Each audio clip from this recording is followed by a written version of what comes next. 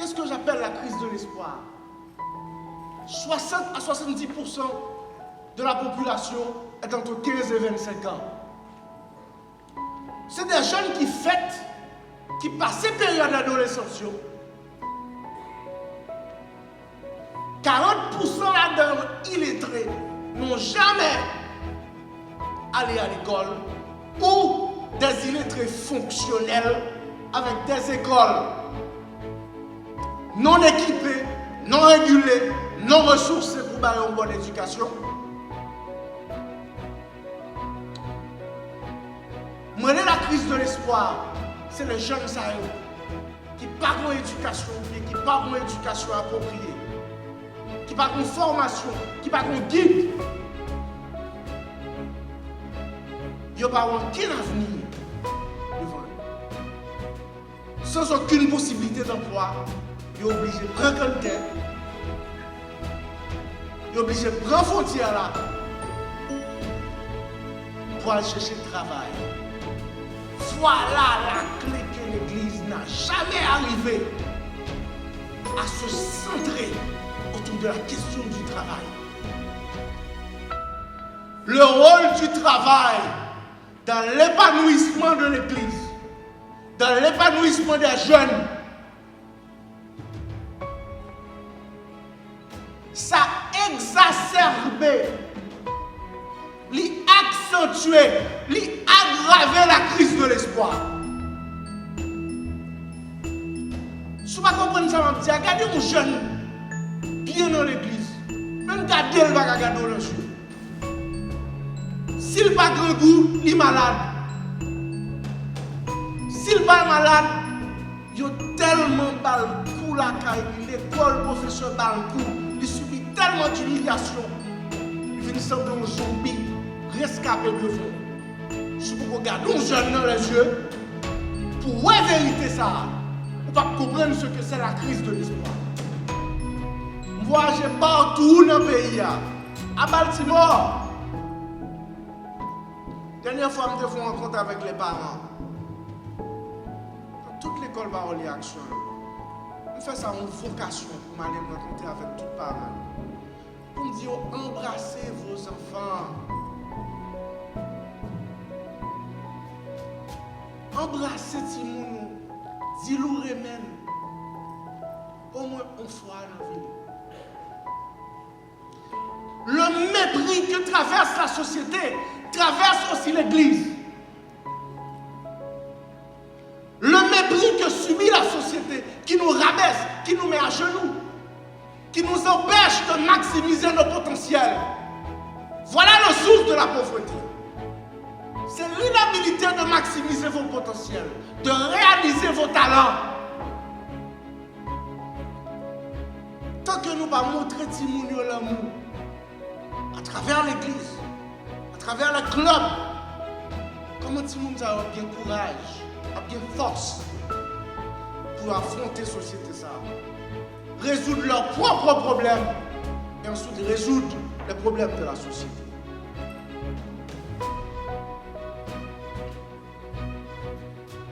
Qui est-ce qui a courage pour poser question ça dans l'église? Est-ce que pasteur nous sommes équipés? Est-ce qu'on comprend les origines de la pauvreté? Est-ce qu'on comprend comment résoudre les questions de la pauvreté? Est-ce qu'il y a des fidèles qui ont assez de cran pour chiter avec pasteur? Pour faire comprendre, pasteur, la richesse n'est pas un péché.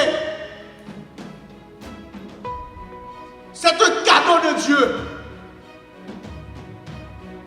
Elle nous a été donnée en Matthieu pour résoudre nos problèmes personnels, ceux de nos familles.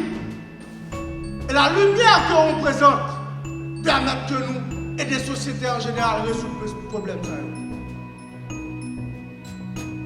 Qui est-ce qui est grand pour affronter les diacres, les prédicateurs, pour qu'ils comprennent la richesse?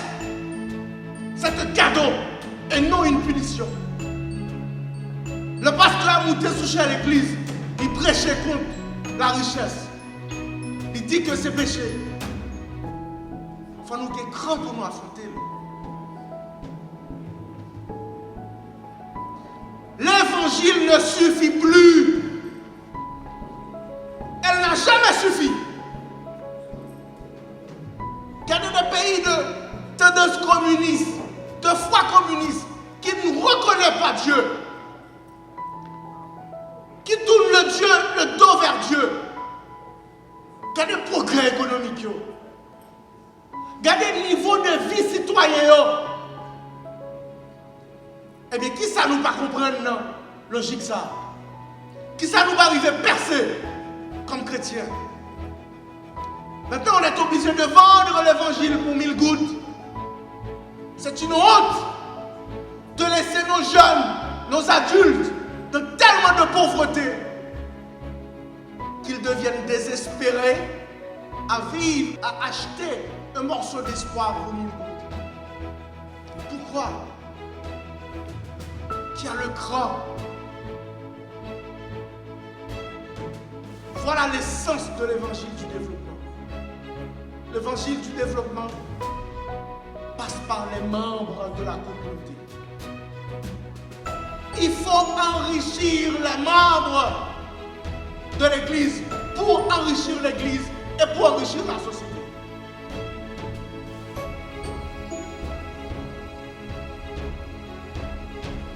L'Église n'a jamais embrassé l'entrepreneuriat.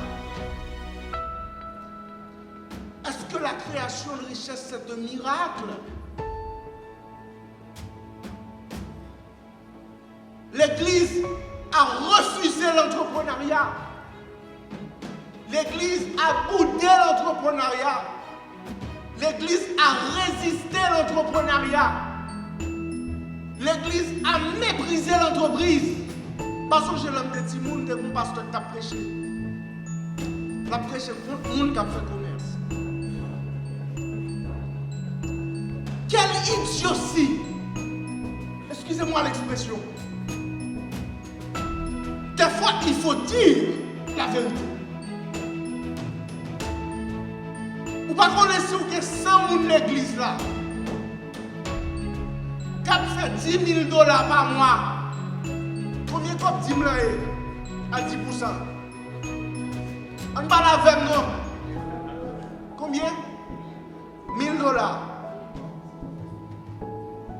Combien qui dit minimum? Ça veut dire que les gens qui baillent 15-20%, on a aucun bail là. On réfléchit à faire. Si 10 personnes ont fait 100 000, combien comme 10 000 ont payé? On va la faire. 1000 à 10 000, qui est-ce qui plus? En termes pratiques, pour qui ça ou prêcher contre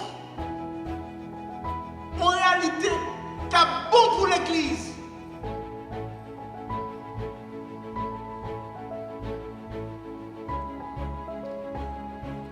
L'évangile du développement doit répondre à ce problème.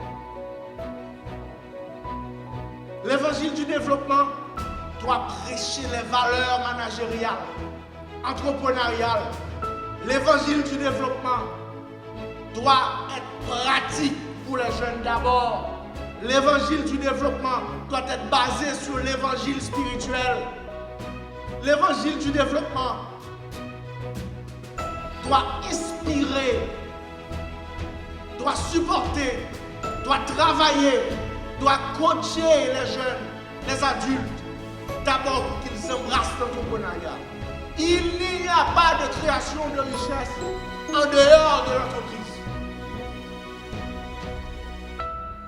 Toute société laïque, païenne, qui par contre bon Dieu ça, ils ont fait progrès, ils ont fait une chose et une chose unique. Ils ont embrassé l'entrepreneuriat comme moteur de développement et ils ont mis les conditions pour que cet entrepreneuriat fleurisse. Nous ne comprenons pas. Bon Dieu fait cadeau richesse là aux chrétiens et aux non-chrétiens. Vous vous avez compris. Si les non-chrétiens comprennent plus que je peux matérialiser la création de richesse là, il n'y a pas de devoir comme chrétien parce que bon Dieu te baille comme cadeau la richesse aux chrétiens et aux non-chrétiens. Il est temps qu'on comprenne ça à l'église. Il est temps qu'on endorse. Il est temps qu'on accepte. Il est temps qu'on prêche l'évangile de développement. Depuis le pasteur commence à comprendre que l'église là besoin de cybercafé dans le basement là pour apprendre jeunes les techniques de base de logiciels pour permettre d'apprendre nos langues étrangères, l'anglais par exemple.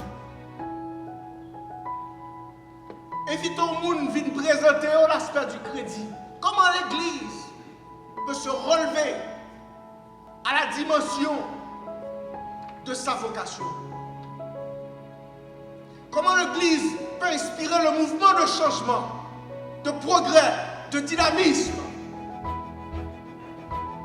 Non seulement faut l'église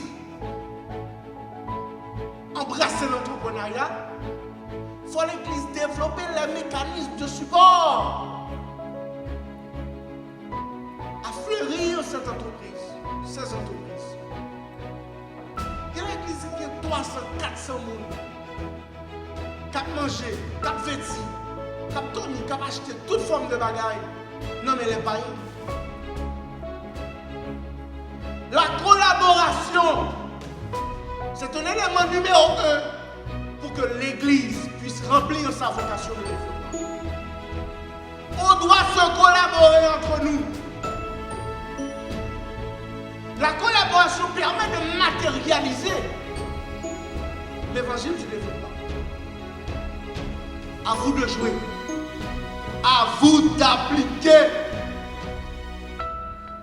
l'évangile du développement. À vous de lier l'évangile du développement à l'évangile spirituel.